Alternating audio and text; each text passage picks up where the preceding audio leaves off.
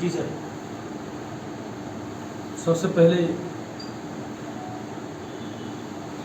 आम आदमी पार्टी के कार्यालय में आप सभी मीडिया बंधुओं का स्वागत है। आज आम आदमी पार्टी कार्यालय से एक इम्पॉर्टेंट अनाउंसमेंट हम करने जा रहे हैं कि पार्टी के विस्तार के लिए हमारी पार्टी के अंदर अलावा विंग्स हैं, संगठन हैं, मास ऑर्गेनाइजेशन हैं। तो इसी तरीके से एक जम्मू कश्मीर के अंदर शरणार्थियों की समस्याओं को देखने के लिए, उनके ऊपर काम करने के लिए हम शरणार्थी विंग बनाने जा रहे हैं आम आदमी पार्टी। क्योंकि जम्मू कश्मीर के अंदर बड़ी समस्याओं में एक बड़ी समस्या जो है वो शरणार्थियों की है, जो पाक अधिकृत कश्मीर से 1947 से विस्थापित हैं, 1965 में विस्थापित हैं, 1971 में विस्थापित हैं, चाहे वो देवा बटाला के हों, मीरपुर के हों और पुंछ से हों, जब जफराबाद से हों, जब वैली माइग्रेट हों। इनके ऊपर समय समय जम्मू कश्मीर में राजनीति होती रही है।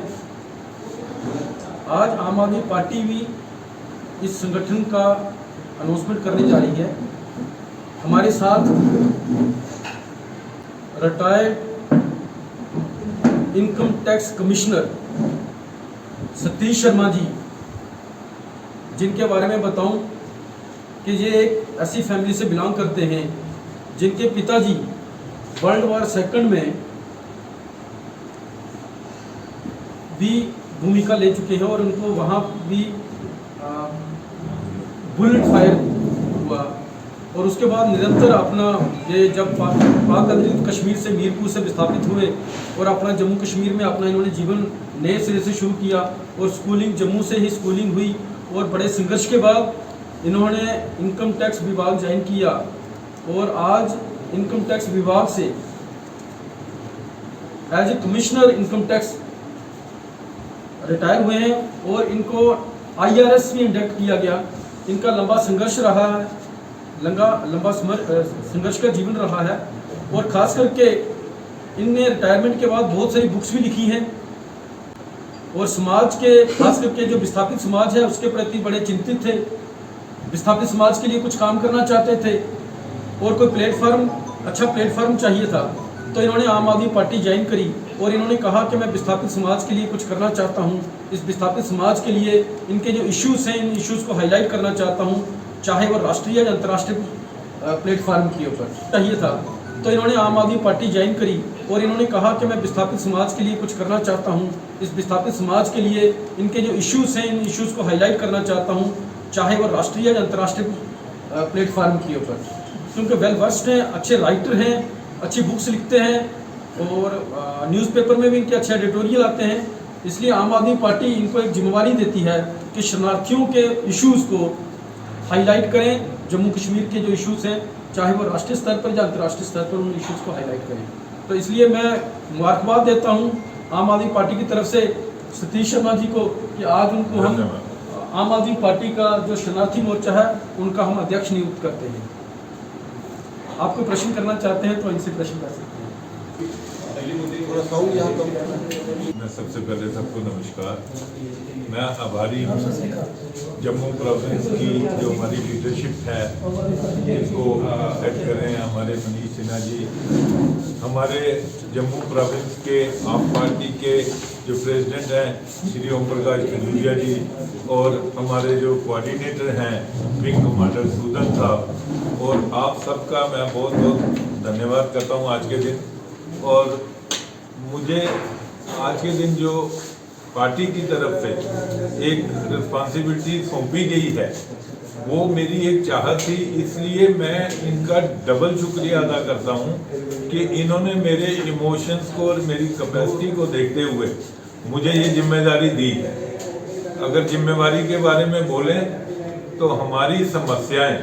जो PHO के रिफ्यूजीज हैं 47 के हैं, 71 के हैं या 65 के हैं, इनकी कठिनाइयां शुरू हुई थी 22 अक्टूबर 1947 से। तब से लेके आज तक लॉस ही लॉस सफर किया है हमारे शरणार्थियों ने, चाहे वो लॉस इमोशनल अकाउंट पे था, फाइनेंशियल अकाउंट पे था या ना कोई रिप्रेजेंटेशन थी। आज तक हम लोग जो तकरीबन 15 लाख की संख्या में हैं और कई बस्तियां हैं जो रेगुलराइज नहीं हुई, मतलब बात का लबा लगा कहने का कि आज तक हमारी सफरिंग जो है इतने सालों की इतनी गवर्नमेंट रही है, आज तक लॉस ही लॉस सफर किया है हमारे शरणार्थियों ने, चाहे वो लॉस इमोशनल अकाउंट पे था, फाइनेंशियल अकाउंट पे था,